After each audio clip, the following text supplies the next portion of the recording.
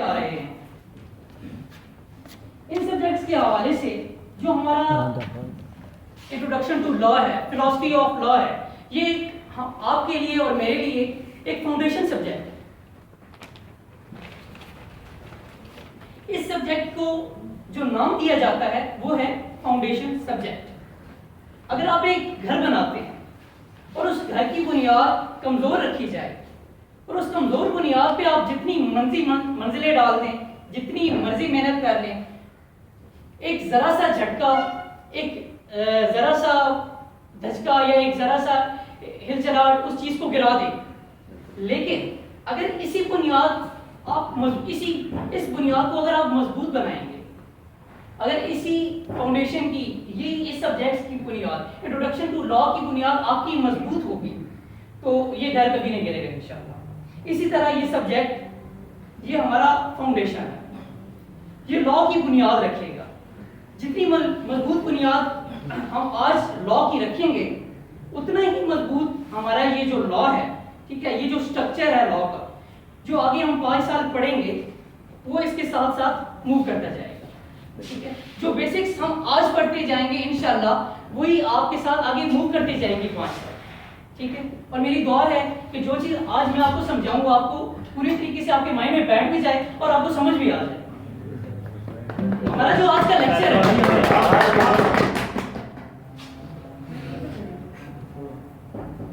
Clapping last पे कर लीजिएगा। हमारा जो आज का लेक्चर है उसके जो बेसिक ऑब्जेक्ट है, लेक्चर के अंदर 2 चीजें होती हैं। मैं आपको बताता चलूं कि लेक्चर के अंदर 2 चीजें होती हैं। एक होता है उसका बेसिक ऑब्जेक्ट और एक होता है फर्दर उसको ऑब्जेक्ट, जिसे हासिल करने के लिए कुछ चीजें आपको बताई जाती हैं। तो हर बंदे के लिए जो चीजें जरूरी हैं वो ये है कि उसका बेसिक ऑब्जेक्ट क्या है, उसको अटेन करने के लिए हम किन कोशिशों से गुजरें कि हम उस चीज को अटेन कर सकें, हमें वो चीज समझ आ सके। बेसिक ऑब्जेक्ट आज का सिर्फ इतना है कि आज लॉ और इसकी काइंड्स के बारे में आपको मैं बताऊंगा। सिर्फ उनका नाम और उनका कॉन्सेप्ट आपके ज़हनों में बैठ जाना चाहिए।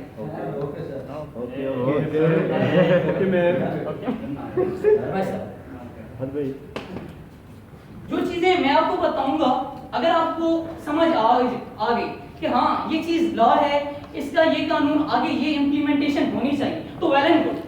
अगर आपको ये चीज नहीं समझ आती कि ठीक है यार हमें इस लॉ की समझ नहीं आ रही, तो ये आज का ऑब्जेक्ट नहीं है। आज का सिर्फ ऑब्जेक्ट ये है कि आपको समझ आ जाए, कुछ चीज आपके दिमागों में बैठ जाए। हाँ, अगर नहीं समझ आती तो इंशाल्लाह हमारे टीचर्स आगे जाके ऑपरेट करेंगे, कंटिन्यू करेंगे, आपको हर चीज समझ आ जाएगी। पर आज का ये ऑब्जेक्ट नहीं है, आज का सिर्फ ये ऑब्जेक्ट है कि आपको जो मैं समझाऊंगा वो आपको समझ आए। देन आगे चलते सीधा होए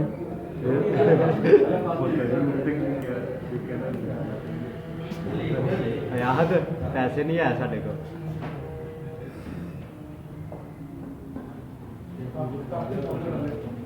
कप को भी कप के ऊपर रख देगा, कप के अंदर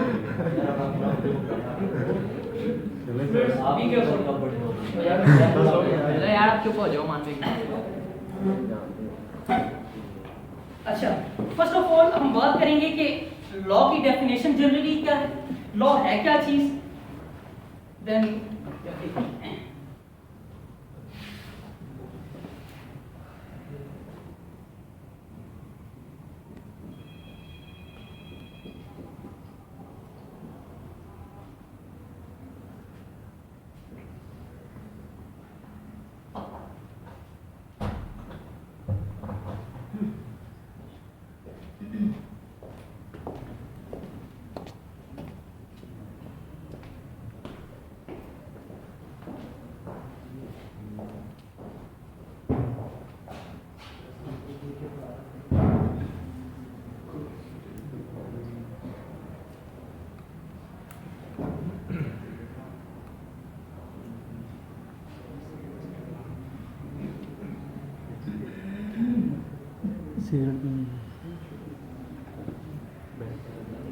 प्रेजेंटेशन दे रहे हैं कि मतलब समझा दो, हर चीज समझ में आएगी।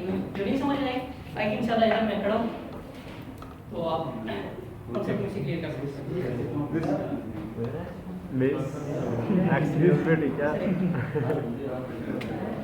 दरअसल अभी मेन जो क्वेश्चन है कि लॉ लॉ है क्या चीज law is a set of rules decided by state for purpose of keeping peace यार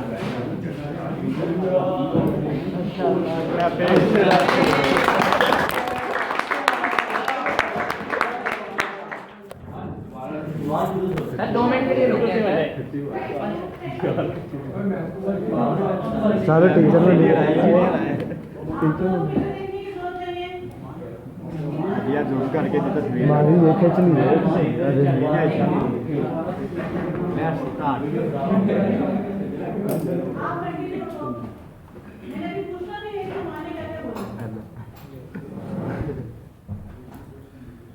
दोबारा से स्टार्ट करना चाहूंगा अगर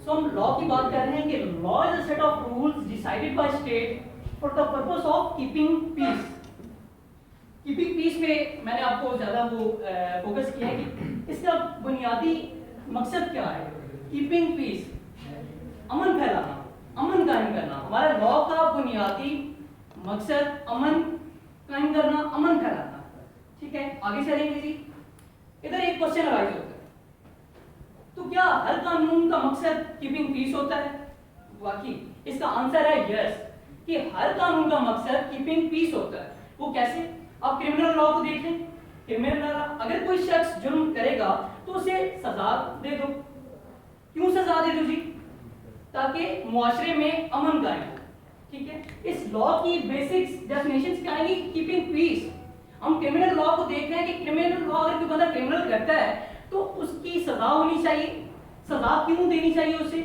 इसीलिए कि मुआशरे में अमन कायम हो देन आगे चलते हैं ट्रांसफर ऑफ प्रॉपर्टी लॉ ये भी हमारी इसी चीज में एग्जांपल आ जाती है ठीक है क्रिमिनल लॉ पढ़ा हम इस चीज में कि इसकी एग्जांपल है क्रिमिनल लॉ देन हमारी दूसरी इसमें एग्जांपल है ट्रांसफर ऑफ प्रॉपर्टी लॉ इसका मतलब ये है कि अगर किसी बंदे ने किसी जमीन पर कब्जा कर लिया किसी बंदे ने किसी जमीन पर कब्जा कर लिया अब वो क्या करेगा कोर्ट के पास जाएगा अब ये लॉ किस लिए बना है सिर्फ उस बंदे के लिए कि वो कोर्ट के पास जाए और अपना इंसाफ ले और मेन मकसद कीपिंग पीस एक बंदे ने किसी जायदाद पे कब्जा कर लिया अगर वो उस कोर्ट पे नहीं जाएगा तो एक दूसरे के झगड़ा करेंगे अगर वो झगड़ा करेंगे तो मुआशरे में इंतशार पैदा होगा तो मेन मकसद क्या आ गया कि जी कीपिंग पीस हमारे लॉ का मेन मकसद है कीपिंग पीस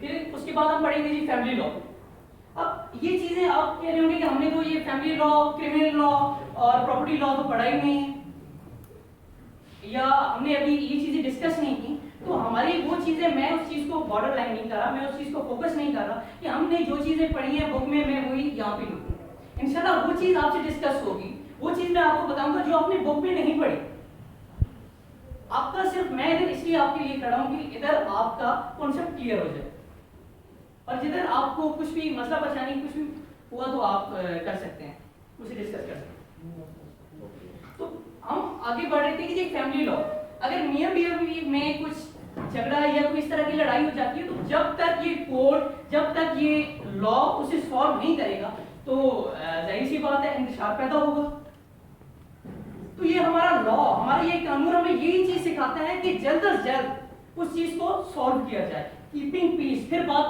बार पे उस चीज पे मैं फोकस कर रहा हूं कि लॉ का मकसद लॉ का जो मेन मजमूआ है जो मेन चीज है वो है कीपिंग पीस देन आगे चलेंगे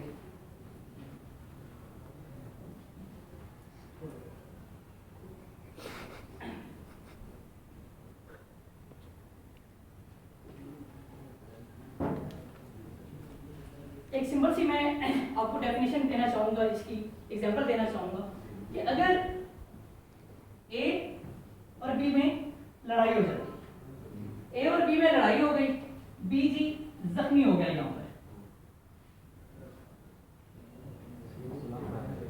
ए और बी की लड़ाई होगी बी जख्मी हो गया अगर इस बी को अपने इस मुल्क के कानून पर पूरा ट्रस्ट है तो वो क्या करेगा कोर्ट में जाएगा और कोर्ट में जाकर अपील करेगा जी मेरे साथ नाइंसाफी हुई है, मुझे इंसाफ दिया जाए। ये भी क्या करेगा, कोर्ट के पास जाएगा और कोर्ट को कहेगा कि मुझे इंसाफ चाहिए। और अगर इसको अपने मुल्क के कानून पर ट्रस्ट नहीं है, ठीक है, तो वो क्या करेगा जी, लड़ाई झगड़ा करेगा। और लड़ाई झगड़े से क्या होगा, इंतशार पैदा होगा, और हमें ये इंतशार नहीं चाहिए। इसलिए क्या करते हैं, हम कानून बनाते हैं, हम एक लॉ बनाते हैं।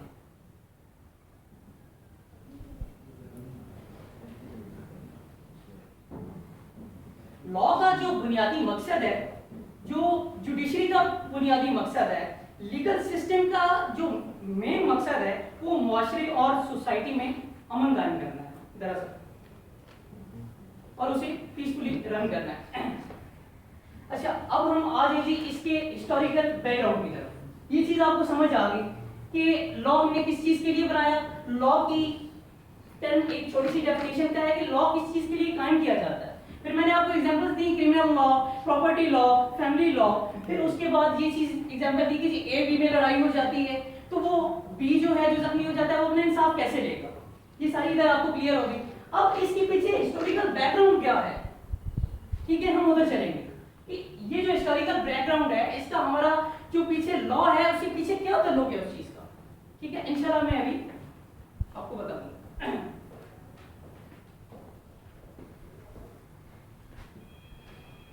नो डाउट एज बीइंग मुस्लिम, हमारा जो यकीन है, हम ह्यूमन बीइंग्स का जो यकीन है, जो ईमान है, वो कहां पे जाता है कि जब भी हम किसी चीज की बुनियाद को ट्रेस करते हैं, जब भी किसी चीज की बुनियाद को ट्रेस करते हैं, ऑटोमेटिकली हमारा नेचुरल और डिवाइन लॉ की तरफ एक माइंड चला जाता है। नेचुरल और डिवाइन लॉ क्या है? सबसे पहले मैं आपको ये बताना चाहूंगा कि नेचुरल और डिवाइन लॉ क्या होता है। डिवाइन लॉ और नेचुरल लॉ, जो लॉ खुदा की तरफ, खुदा की जात की तरफ से आता है, वो नेचुरल और डिवाइन लॉ कहते हैं। डिवाइन लॉ वो होता है जो आपको रुकना नहीं है, मैं 2 मिनट नीचे आ रही हूं, जैन सामने बैठे हैं, आपके सीनियर हैं। ओके मैम, ये लेना है यहाँ से। Okay ma'am.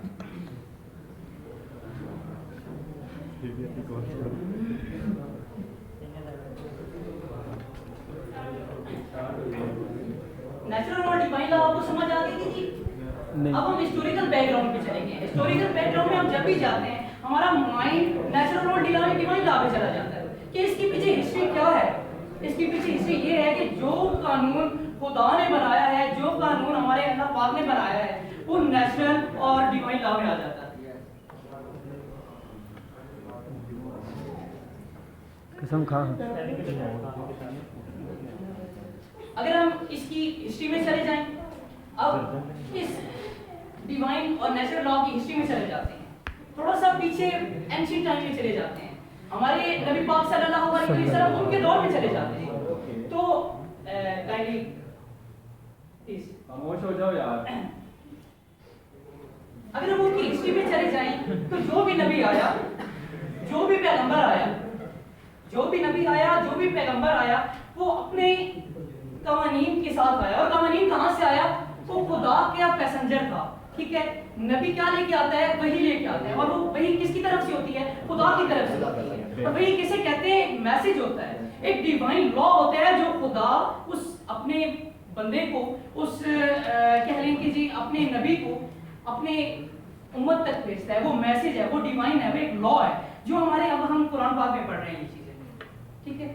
ये सारा डिवाइन लॉ मैं आपको समझा रहा हूँ, ये हिस्ट्री समझा रहा हूँ कि हिस्ट्री में जो हमारे नबी पाक सल्लल्लाहु अलैहि वसल्लम जिन पे हमारा अकीदा और ईमान है, वो आए और उन्होंने हमें इस चीज का सबक दिया, हदायत का रास्ता दिखाया। सिर्फ रूल्स और रेगुलेशन के साथ किसके आए थे? खुदा के रूल्स एंड रेगुलेशन के साथ आए थे। खुदा डायरेक्टली तो बात हमसे नहीं कर सकता, ठीक है। डायरेक्टली बात तो इंसान हम कह सकते हैं कि जी नमाज में या सजदे में हम कर सकते हैं, ठीक है। और मेनली जो बात है ब्रदर, कर सकता नहीं, करता नहीं, ऐसा है। कर सकता भी पास आ जाते हैं। मैं आपकी बात को एग्री करता हूं, आप मेरे सीनियर हैं। Thank you so much. Please कर सकता नहीं, कर सकता छोड़ के करता करें। Okay, thank you so much. आगे चलेंगे।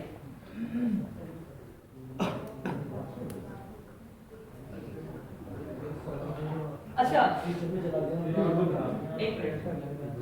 नबी पाक आए, उसके उससे पहले हजारों 24 मेरे ख्याल में 1,24,000 कमोबेश। जहाँ तक हमारा माइंड जाता है, ठीक है। शायद इससे जो हमने कुरान में पढ़ा है, ये जो हमने हदीस में पढ़ा है, वो ये चीज है कि 1,24,000 पैगंबर आए, और अब हम तो 8 से 10 या 12 को ही जानते होंगे कि जिनकी चीज को, जिनकी हिस्ट्री में हमने पढ़ा है। बाकी तो ना हमने कहीं पे पढ़ा है, ना हमारा मतलब इस तरह का माइंड सेट लेवल है, ना इतना हमारा नॉलेज है कि हम उनको पढ़ भी सकें, ठीक है। जहाँ तक मैंने वो किया है तो 8-10 ही हैं जो पैगंबर जिनकी हम बारे में बता सकते हैं कि उनके क्या कवानीन थे, उनके क्या लॉज थे, उन्होंने क्या अपनी उम्मत को बताया और आगे वो मूव करते गए। सो आगे चलेंगे जी। लेकिन कुछ लॉज और कवानीन ऐसे होते हैं, मैम एक्सक्यूज मी, मैं बातें करेंगे तो फिर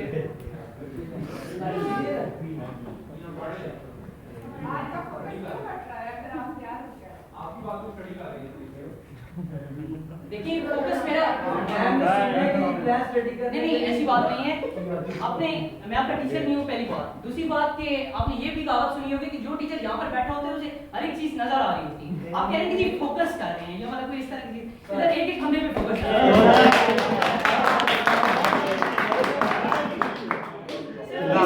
ये चीज सिर्फ 30 मिनट आपके लेना चाहूंगा, ज्यादा नहीं, ठीक है। ये 30 चीज मिनट आपके लेना चाहूंगा। प्रेजेंटेशन का मतलब ये होता है कि आपका फोकस सब लोग खिलाएंगे, बट आपने फोकस रहना है, इसमें मतलब क्या भी गलती नहीं, ये चीज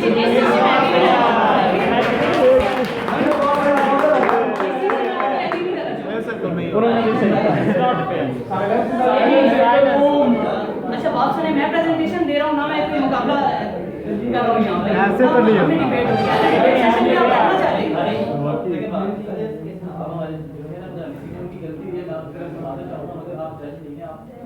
नहीं कंटिन्यू करें भाई, आप कंटिन्यू करें।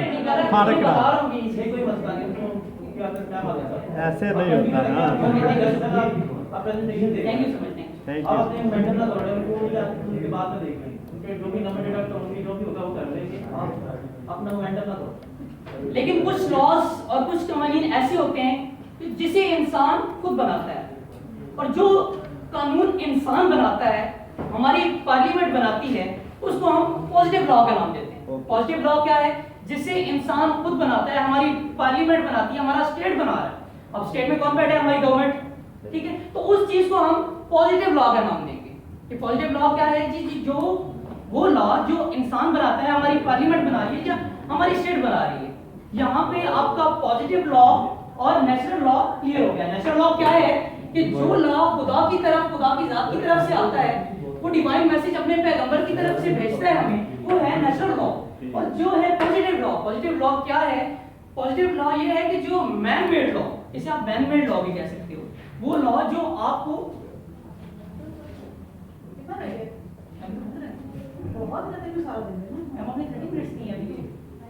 अभी तो 40 मिनट वीडियो 10 मिनट पड़े हैं। मैंने शुरू की थी हमने। 12 मिनट पहले में 12 मिनट पहले शुरू की। Yes sir. मैम 12 मिनट पहले सुनिए। 19 मिनट हो गए मैम। अच्छा, मैं रिपीट कर देता हूँ कि हमने एक पढ़ा नेचुरल लॉ। नेचुरल लॉ क्या है कि जो खुदा की जात की तरफ से आता है और वो डिवाइन मैसेज भेजते हैं अपने पैगंबर को कि मेरे बंदे तक ये मैसेज पहुंचा दे, मेरे बंदे तक ये कानून पहुंचा दो, ठीक है। वो हमने नेचुरल लॉ और डिवाइन लॉ में पढ़ा।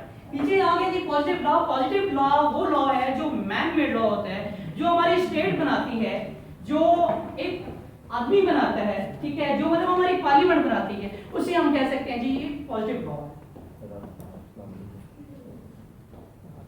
पाकिस्तान जिंदाबाद।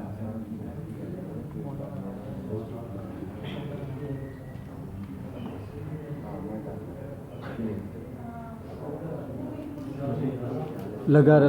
हाँ लगा रहा है। अच्छा, इसी लॉ पे मैं ऑस्टिन, हमारे ज्यूरिस्ट हैं, और मैंने अपनी जितनी भी मतलब इसकी स्टडी की है, सिर्फ ऑस्टिन को ही बीच में लिया है क्योंकि ऑस्टिन को सबसे बड़ा ज्यूरिस्ट समझा जाता है, ठीक है, जहाँ तक मैंने स्टडी की है, और उसी पे ज़्यादा फोकस किया जाता है, आई थिंक। ऑस्टिन कहता है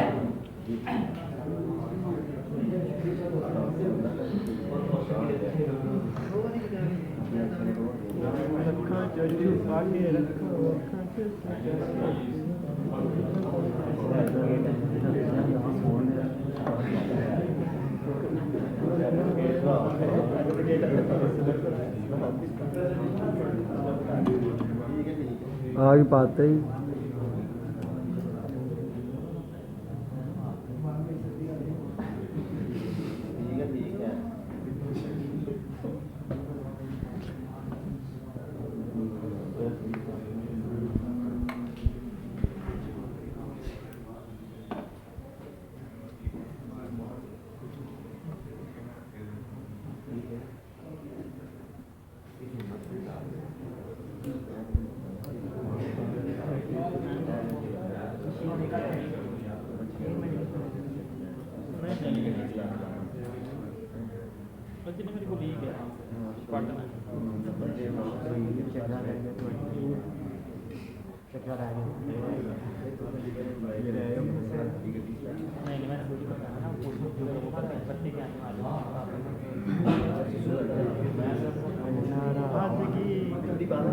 ऑसिस के बारे में बताना चाहूंगा। Listen to me please. ऑसिस के बारे में बताना चाहूंगी कि ऑस्टिन कहता है law is a command of sovereign backed by sanction. अब कमांड क्या है? कमांड का नाम इसने इधर हुक्म दिया, वैसे कमांड कोई और चीज या आगे जाके मैंने जो चीजें पढ़ी हैं ठीक है उसमें कुछ और मीनिंग्स भी लिखे हैं, पर ऑस्टिन ने कहा है law is a command of sovereign backed by sanction. Sovereign इसे कहते हैं कि इक़्तिदार आला का मालिक। इक़्तिदार आला का मालिक आपको सिंपली बता दूं कि हमारी पार्लियामेंट कह लो, सुपीरियर अथॉरिटी कह लो। Law is a command of sovereign backed by sanction. For example ये कोई चोरी करेगा तो उसको सजा होगी, कोई कत्ल करेगा तो उसको सजा होगी, कोई किसी की प्रॉपर्टी पे कब्जा करेगा तो उसे भी सजा होगी। ठीक है, तो ये चीज ऑस्टिन ने कही है कि law is a command of sovereign backed by sanction. Sanction कहते हैं सजा। मान आपके पास 10 मिनट से प्रोवाइड कीजिए। Okay ma'am. ठीक है, उन्हें कर दें। 5 मिनट की क्वेश्चनिंग ये होंगे हमारा 15 मिनट है। मेरी नेक्स्ट क्लास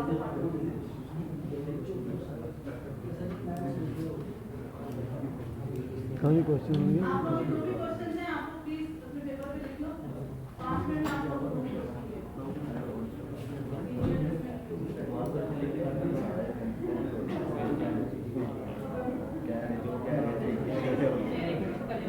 यार का मोश हो जाओ। हमारी जो लॉ की डेफिनेशन है वो बहुत महत्वपूर्ण सी है। बिल्कुल। ये उस लॉ के ऊपर तो अप्लाई होती है जिसको पार्लियामेंट ने पास किया हो, लेकिन यहां पर एक और क्वेश्चन अराइज होता है, वो ये है कि अगर ऑस्टिन की ये डेफिनेशन सच है, ठीक है, यहां पे क्वेश्चन अराइज होगा कि अगर इस ऑस्टिन की डेफिनेशन यहां पर सच है तो दिमाग में एक क्वेश्चन आता है कि ये जो सॉवरेन है, ये जो मलिक, नवाब, सरदार, कबीले, पार्लियामेंट, ये तो अब आगे बनी है। ठीक है, रियासत तो अब आगे बनी है। ये बहुत बड़ा क्वेश्चन है। ठीक है, आपने राइज नहीं किया, खैर मैं खुद इसको मेंशन कर देता हूं आपको समझाने के लिए कि इधर हमारा एक क्वेश्चन राइज होता है कि ये नवाब, कबीले, सरदार और ये जो सारी चीजें ये तो अभी डेवलप हुई हैं, स्टेट तो हमारी अभी बनी है, उससे पहले क्या था? ठीक है, अगर हम प्रिमिटिव दौर में चले जाएं, प्रिमिटिव मींस कदीम दौर में चले जाएं, प्रिमिटिव दौर में चले जाते हैं जी,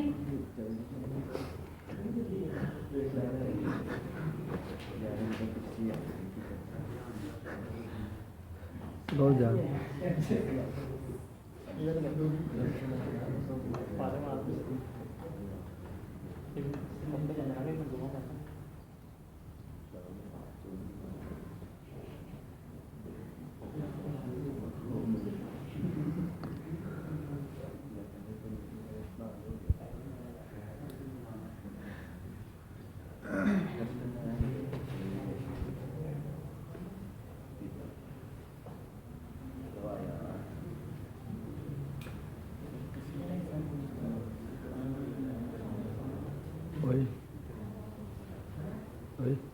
अच्छा हम बात करेंगे अब प्रिमिटिव दौर की।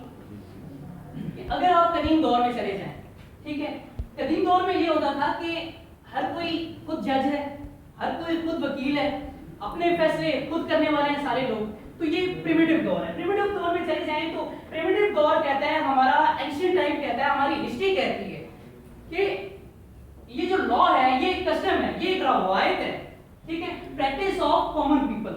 प्रैक्टिस ऑफ कॉमन पीपल के मतलब कि ये एक आम आदमी की आदत है। जहां अगर ऑस्टिन को देख लें, ठीक है, ऑस्टिन कहते हैं कि law is the command of sovereign back with sanction, ठीक है, ये जो ऑस्टिन कह रहा है इसके पर अगर हमने प्रिमिटिव दौर को देख लिया, हमारे पास्ट को देख लिया, तो पास्ट हमें कहते हैं कि नहीं ये तो आम आदमी की एक आदत है। तो इस पे आपका कोई क्वेश्चन है ये कैसे है, हमारे प्रिमिटिव दौर में और इस दौर में क्या फर्क है? कुछ चीजें ऐसी आपके माइंड में आ रही हैं या मैं ही क्वेश्चन अराइज कर दूं खुद से? क्या कहते हो आप लोग? तो तुम ही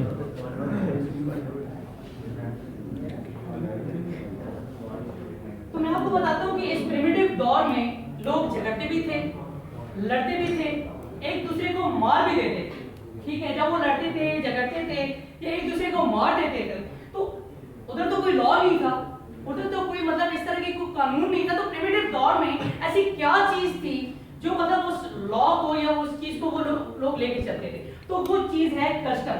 वो अपनी रवायात के मुताबिक सजा देते थे, जजा और सजा का ताल्लुक उनकी रवायात की उससे होता था।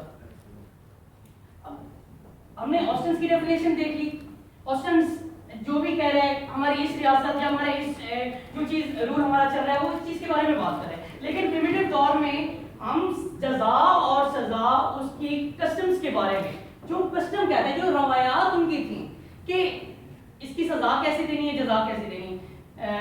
एग्जांपल मैं आपको दे दूं, जैसे कोड़ों पे चला देना, ठीक है, फांसी पे लटका देना, कोई इस तरह की चीज, या जी कोड़े मार देना, ठीक है, ये उनके कस्टम्स है, ये उनकी रवायात है, ये रस्म रवायात है। वो उस चीज को हमारे जो हिस्टोरिकल बैकग्राउंड है, ठीक है, जहां पे वो पहनाना नहीं होता था, उस दौर की मैं बात कर रहा हूँ, प्रिमिटिव दौर, कदीम दौर की बात कर रहा हूँ, उसमें कस्टम और रवायात को मद्देनजर रखकर आगे चला जाता। आगे चलते हैं, आगे बहुत मजे मजे की चीजें आ रही हैं और ऐसी ऐसी चीजें मैं आपको बताऊंगा, शायद आपने वो बुक में ना पढ़ी हो, ठीक है, ऐसी ऐसी चीजें, सारी रिसर्च है मेरी पूरी रात की। अब देखें फिर आप मुझसे इंटरेस्ट से सुनते हैं या मेरी पूरी उस रात की मेहनत को गंवा देते हैं। उसी जो आप रात की मेहनत की ना उसमें क्वेश्चन कर लेना। Yes ma'am. ओके मैम, लेकिन 5 मिनट ऐसे घुमाना मैं साथ साथ क्वेश्चन करूं पर इस तरह का रिस्पांस मुझे नहीं आ रहा, पर चलिए नेक्स्ट टाइम से इंशाल्लाह। तब्दीली आई नहीं, पहले तो आपने घबराना नहीं। अच्छा, यहाँ पर फिर अब क्या हुआ? यहाँ पर ये हुआ कि दो स्कूल ऑफ थॉट्स बन गए, एक ऑस्टिनियन स्कूल ऑफ थॉट, ठीक है, और दूसरा हिस्टोरिकल स्कूल ऑफ थॉट। हमने ऑस्टिन को देखा, हमने प्रिमिटिव दौर को देखा कि ये चीज क्या है, ठीक है। इन दोनों को कंप्राइज किया ना, जब उसे क्या कहते हैं, कंपेयर किया, इस चीज को जब कंपेयर किया तो यहाँ पे दो स्कूल ऑफ थॉट बन गए, एक ऑस्ट्रेलियन स्कूल ऑफ थॉट, एक historical school of thought. Okay, यहाँ पे एक बहुत मजे की चीज मैं आपको बताने जा रहा हूँ कि ऑस्ट्रेलियन स्कूल ऑफ थॉट को देख के हमारे पास एक और वर्ड आता है, वो है स्टैट्यूटरी लॉ, स्टैट्यूटरी लॉ, ठीक है। तो अब मैं आपको बताऊंगा कि ये स्टैट्यूटरी लॉ क्या है। ये स्टैट्यूटरी लॉ क्या है? कोई भी ऐसा लॉ जो पार्लियामेंट पास करती है उसे स्टैट्यूट कहते हैं। स्टैट्यूटरी लॉ क्या होता है, ये हमें इस डेफिनेशन से पता चलता है, ऑस्टिन की डेफिनेशन से हमने ये वर्ड डिराइव किया है कि ये स्टैट्यूटरी लॉ क्या है, ठीक है। तो मैं आपको बता रहा हूं कि स्टैट्यूटरी लॉ वो है जो हमारी पार्लियामेंट पास करती है, वो स्टैट्यूटरी लॉ है। जब हम स्टैट्यूटरी लॉ की बात करते हैं तो इसके मुताबिक ये ऑस्टिन की डेफिनेशन हमें बिल्कुल सही लगने लगती है। जहां तक सिर्फ आप लोगों को समझाना था, ठीक है, बाकी डेफिनेशन में आगे पढ़िए। यहाँ तक इन चीजों को मैं समझा रहा था, कॉन्सेप्ट क्लियर कर रहा था, बाकी जो चीजें आगे प्लीज मैं 10 मिनट दे। मजा आ गया। मेरी बोर्ड मेरी सोचा जुम्मा पढ़ना आज चुप कर जाओ। अच्छा चलिए आगे चलते हैं, जितना भी टाइम मिलता है, नहीं तो मंडे को क्लियर कर लूंगा मैं। क्लोजिंग को लेते आओ। Okay ma'am. इन्ना लिल्लाह व इन्ना इलैहि राजिऊन। इतनी इनको समझ आ जाए।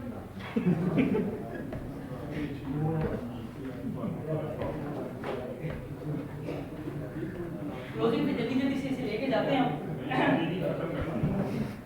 दोबारा से इसी चीज के हिस्टोरिकल बैकग्राउंड की तरफ मैं आ रहा हूँ, ठीक है? तो इसको जरा और से सुनिएगा। ये दुनिया है, हम इसे दो हिस्सों में डिवाइड कर देते हैं, एक अननोन वर्ल्ड में, एक नोन वर्ल्ड में। अब अननोन वर्ल्ड क्या है? वही बात जो अभी मैंने पीछे आपकी की, अननोन वर्ल्ड वो है कि 1,24,000 पैगंबर आए, हमें उनके बारे में इतना सही नहीं पता। 8-10 के बारे में, मैक्सिमम 20 के बारे में पता होगा, ठीक है? कुछ चीज के बारे में नहीं पता। और नॉन वर्ल्ड ये है कि हमें इस दौर में हम जो चीजें पढ़ रहे हैं, जो लॉस पढ़ रहे हैं, वो नॉन वर्ल्ड है। इधर हमने इस दुनिया को दो चीजों में डिवाइड कर दिया, अननोन वर्ल्ड हिस्टोरिकल में चले गए और नॉन वर्ल्ड इस वर्ल्ड में आ गए कि इस वर्ल्ड में ये चीजें क्या चल रही हैं। ठीक है, लास्ट पे, ठीक है? मैं इसको कंटिन्यू करता हूं। हाँ जी, वहाँ पे पहुँचे। हो गया मैडम? मैं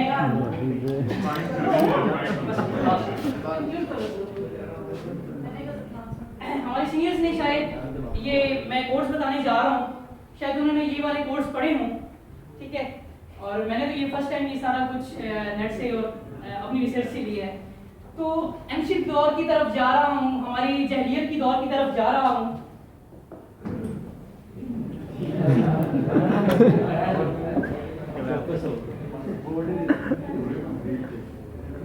आपने नहीं शायद भी सारे कोड्स के बारे में पढ़ा हो, कोड्स ऑफ एरोनॉमा। कोड्स ऑफ एरोनॉमा क्या है ये भी मैं आपको बताऊंगा। कोड ऑफ हैम्मुराबी, कोड ऑफ हैम्मुराबी क्या है ये भी मैं आपको बताऊंगा। फिर उसके बाद आ जाती है हमारी तौरात, ठीक है? फिर थमा सूत्रा, फिर 12 टेबल्स। मेन बात 12 टेबल्स क्या है? आप इसे कोई बताएगा कि 12 टेबल्स क्या है?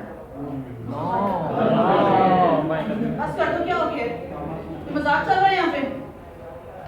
कोड ऑफ, चलें first of all code of एरोनॉमा, कोड ऑफ हैम्मुराबी को छोड़ देते हैं, 12 टेबल्स पे आ जाते हैं। हमारी स्टेट आज जिस लॉस पर चल रही है, हमारी पार्लियामेंट जिन लॉस पे चल रही है, उनको कहते हैं 12 टेबल्स। हमारी जो बेसिक लॉज हैं जो आजकल चल रहे हैं वो 12 टेबल्स पे डिपेंड कर रहे हैं। बेसिक जो चीज है वो 12 टेबल्स है, ठीक है? वो उस दौर के 12 टेबल्स हैं। मैं आपको उस चीज की भी थोड़ा सा वो बता दूं, ये वो कवानीन है।